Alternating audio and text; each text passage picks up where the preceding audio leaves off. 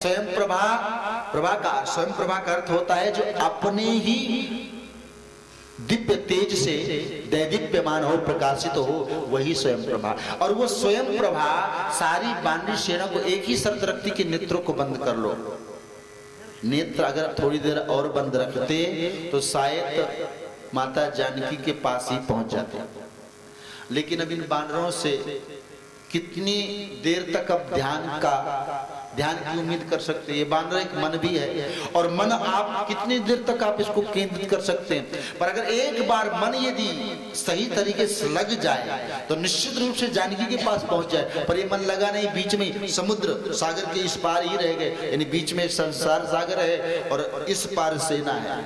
ये मन हमें उस पार ले जाने नहीं दिया। अगर मन लग जाता, बंद हो जाते नेत्र, तो उस पार पहुंच जाते। तो जैसे बानरी सेना पहुंची, अब 100 योजन लंबा सागर देख करके सब लोग सोचने लगे कि इधर पीछे बहुत दूर छोड़ करके आए हैं किष्किंधा पर्वत, और इधर विशाल अथाह समुद्र सागर है। अब क्या करें, कहां जाएं? और अगर बिना जानकी की खोज के वापस पहुंचेंगे तो महाराज सुग्रीव हम सबका वध कर देंगे। विचार ही कर रहे थे, तब तक संपाति नामक गिद्ध ने आवाज लगाई और कहा, अरे बानरों, मैं तुम सबको खा जाऊंगा, बहुत दिनों के बाद मुझे आहार मिला। बानरों ने सोचा कि हे भगवान, एक तो जानकी की खोज और नहीं हो पाई और ये हमें खा जाएगा। उस सेना में महाराज जामवान सबसे वयोवृद्ध हैं। जामवान ने कहा, देखो आश्चर्य की बात है कि एक गिद्ध वो भी था जटायु, जो अपने जानकी की रक्षा के लिए अपने प्राणों की भी परवाह नहीं करता, और एक गिद्ध ये है जो हमें खा जाना चाहता है। जैसे संपाति ने ये शब्द सुने तो कहने लगा, भैया तुम कौन हो जो मेरे भाई जटायु की खबर दे रहे हो, और क्या जटायु सच में मारा गया? जामवान ने कहा, हाँ, वो वीर गति को प्राप्त हो गया रावण के हाथों से, और रावण ने जानकी का हरण कर लिया है। हम उन्हीं जानकी की खोज के लिए निकले हैं। हनुमान जी महाराज नेत्र बंद करके बैठे हैं। हनुमान जी महाराज से काम होना है। जामवान सोचने लगे कि जिनसे काम होना है वो चुप बैठे हुए हैं, और जो पार नहीं जा सकते वो कह रहे कि हम जा सकते हैं पर आ नहीं सकते। तो हनुमान जी महाराज को एक शाप लगा हुआ था, ऋषि का शाप। हनुमान जी बचपन में बड़े शरारती थे। ऋषियों मुनियों की कुटिया में जाते और उनके यज्ञ पात्र, उनके बर्तन उठा करके पानी में डाल देते।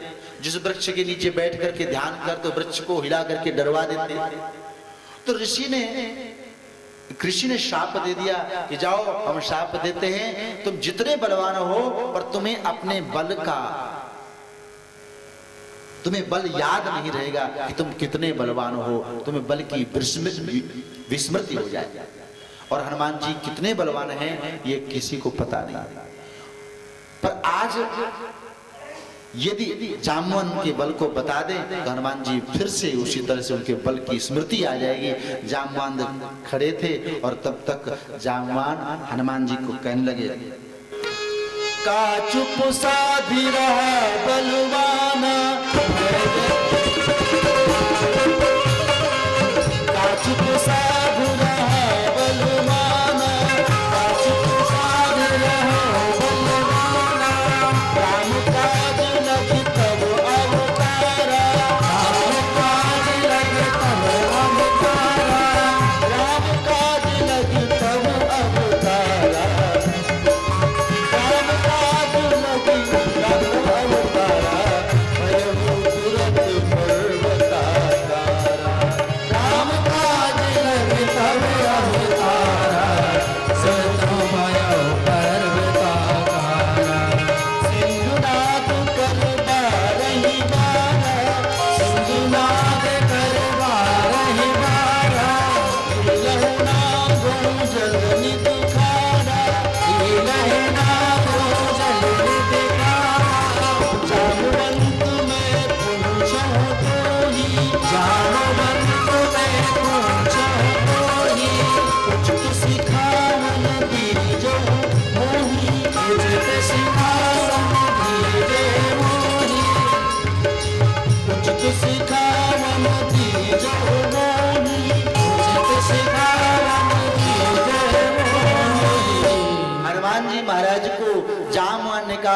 हनुमान जी महाराज आप ऐसे क्यों चुप बैठे हुए हैं? आपका जो अवतार हुआ है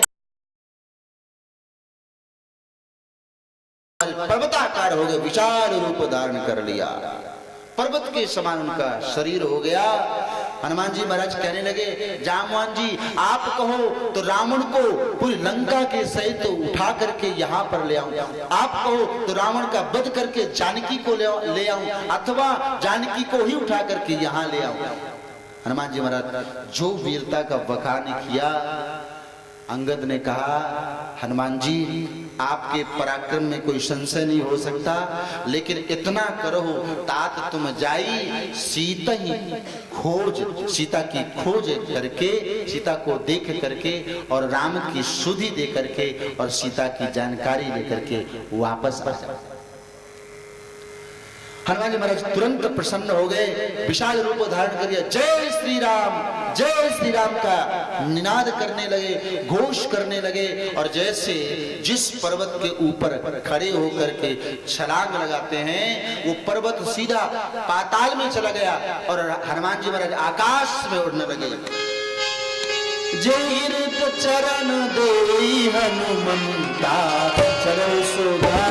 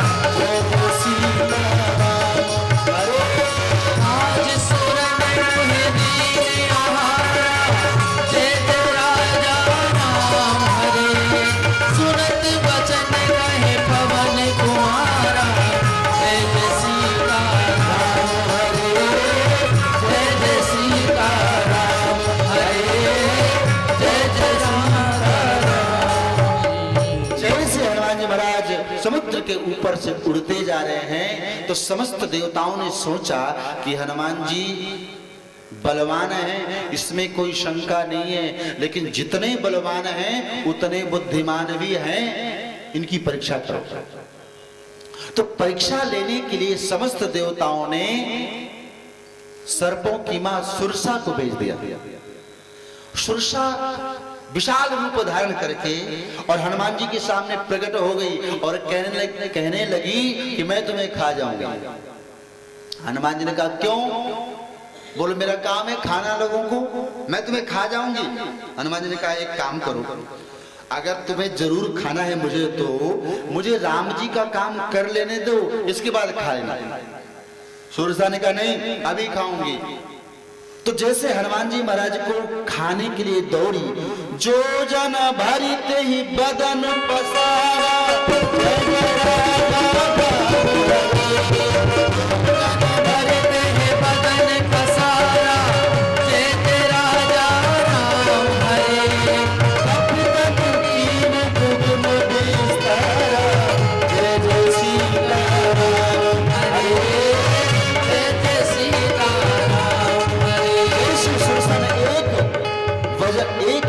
रूप बनाया तो हनुमान जी महाराज 2 योजन का रूप बना दिया। सुरसा ने 4 योजन का रूप बना दिया, हनुमान जी ने 8 योजन का रूप बना दिया। सुरसा ने 16 योजन का रूप बना दिया, हनुमान जी 32 योजन का रूप बना दिया।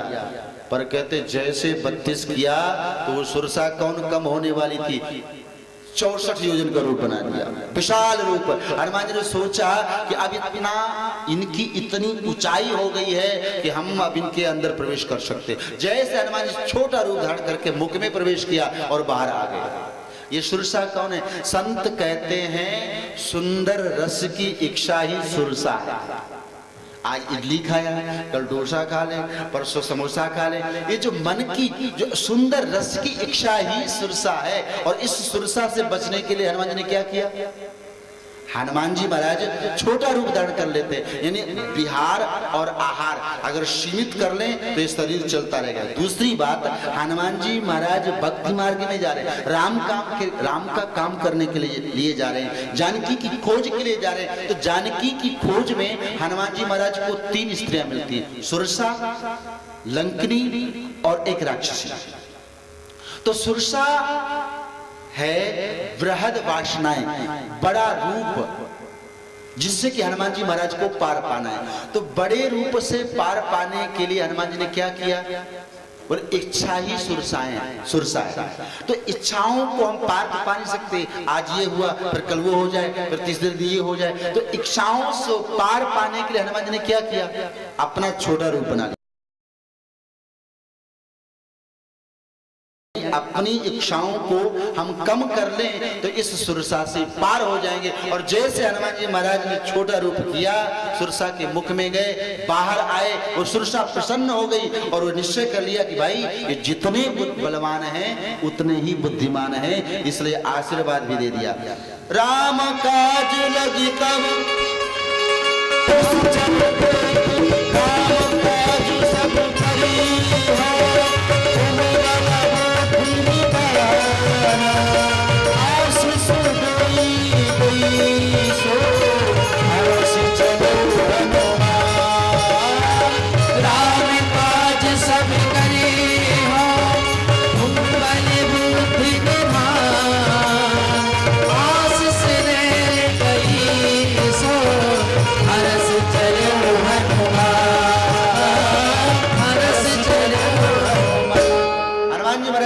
हो गए कि चलो सुरसा से पार हो गए। अब जैसे आकाश मार्ग से उड़ करके समुद्र के ऊपर जा रहे थे तो एक ऐसी राक्षसी रहती थी जो आकाश मार्ग में कोई भी छाया को देख करके और उस छाया से उस व्यक्ति को, उस पक्षी को खींच करके खा जाती थी। वही काम हनुमान जी के साथ में किया। निश्चर एक सिंधु महाराई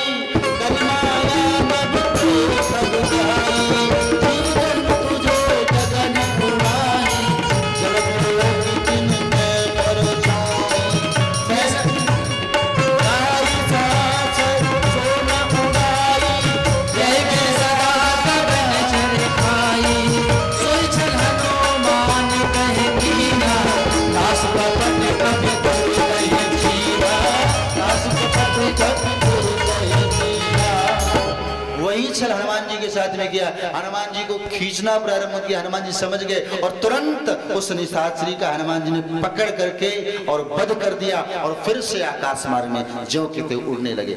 जैसे आगे पहुंचे, समुद्र के उस पार पहुंच गए, लंका के किनारे पहुंच गए। लंका बड़ी विशाल नगरी है।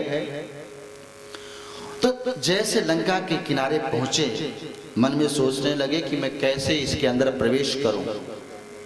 तो मसक समान रूप कपिधरी, छोटा सा रूप धारण करके और जैसे प्रवेश करने लगे तो लंकनी नाम की राक्षसी आ गई।